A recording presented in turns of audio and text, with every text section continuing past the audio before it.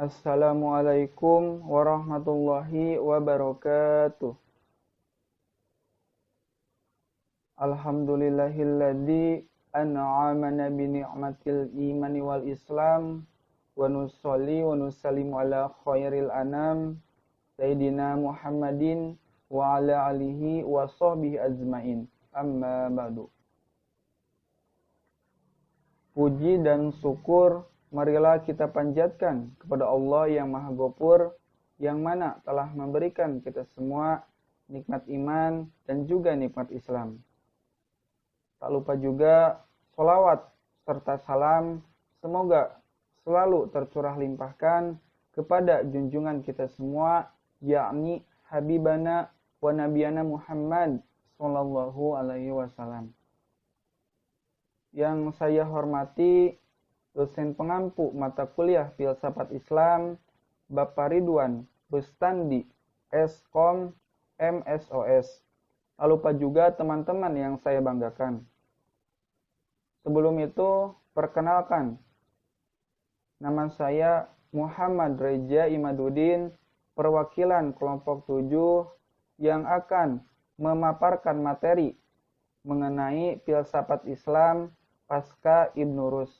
Adapun anggota dari kelompok 7 bisa dilihat di layar samping saya. Filsafat Islam pasca Ibnu Rus. Salah satu karyanya yang terkenal diantaranya adalah Tahawut al-Tahafut sebagai jawaban dari buku Tahafut al-Falasifah karya Al-Ghazali. Ia juga menyanggah ke-20 tuduhan yang diajukan kepada para filosof oleh Al-Ghazali, yang 3 isu paling sentral diantaranya adalah tentang qadimnya alam, ilmu Tuhan terhadap juziat, dan kebangkitan jasmani. Pemikiran Ibnu Rus yang monumental sangat berpengaruh bagi perkembangan pemikiran Islam di Eropa. Diterimanya pemikiran Ibnu Rus oleh masyarakat Eropa berdampak pada terciptanya sebuah peradaban yang maju.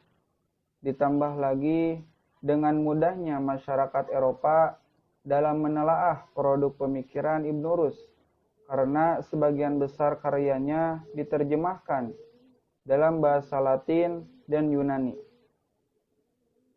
Dari sekian pemikiran Ibnu Rus, yang paling berpengaruh baik di barat maupun di timur ialah teori tentang harmoni atau perpaduan, yaitu antara agama dan filsafat.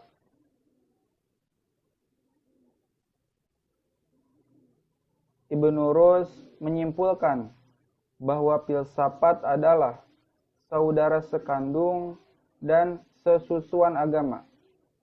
Tak ada pertentangan antara wahyu dan akal, filsafat dan agama para nabi dan Aristoteles, karena mereka semua datang dari asal yang sama.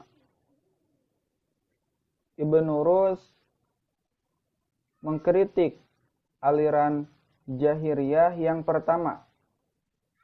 Sikap Ibnu Rus yang mempertahankan penggunaan takwil rasional baik berhubungan dengan kebutuhan untuk menggunakan qiyas syar'i dalam masalah-masalah syar'i atau penggunaan qiyas rasional dalam pembahasan masalah-masalah filsafat. Pengaruh Ibnu Rus di Eropa. Ibnu Rus menjelaskan ilmu filsafat sesuai dengan Islam. Filsafat itu ilmu tentang cara berpikir yang benar, sedangkan Islam mengajarkan kebenaran sejati. Jadi, keduanya sama-sama bertujuan mengungkapkan kebenaran.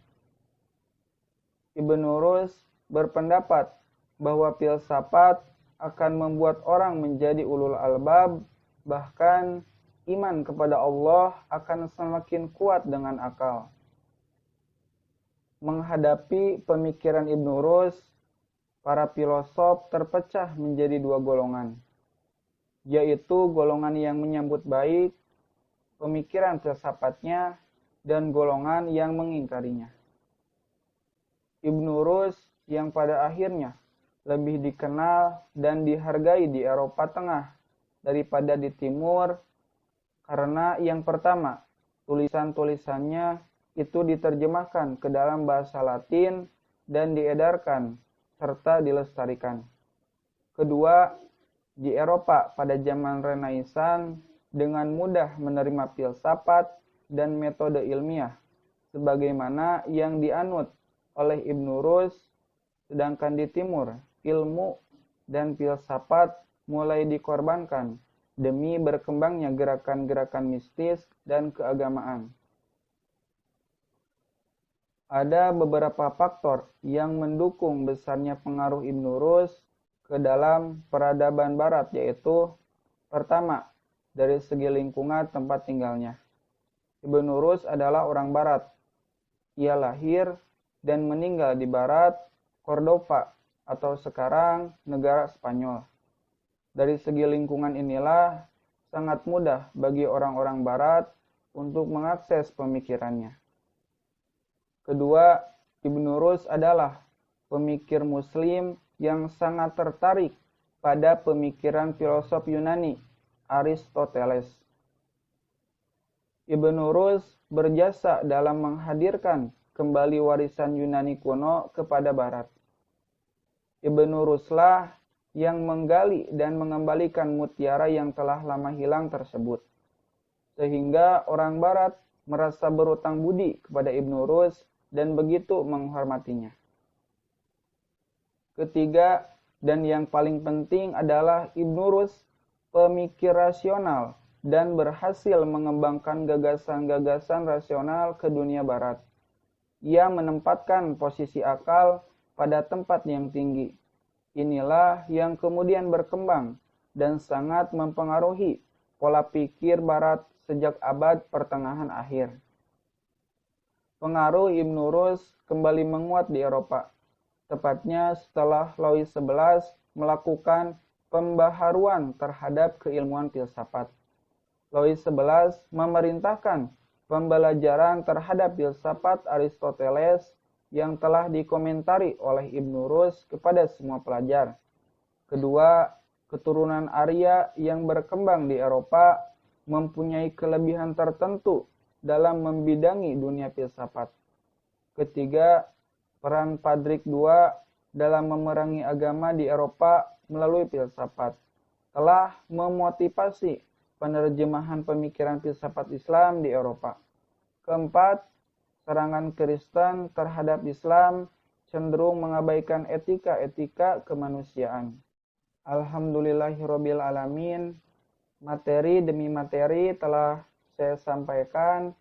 Yang pertama, saya ucapkan mohon maaf bila dalam pemaparan materi banyak sekali kekurangan, dan di sini saya membuka sesi diskusi bila ingin bertanya atau menanggapi.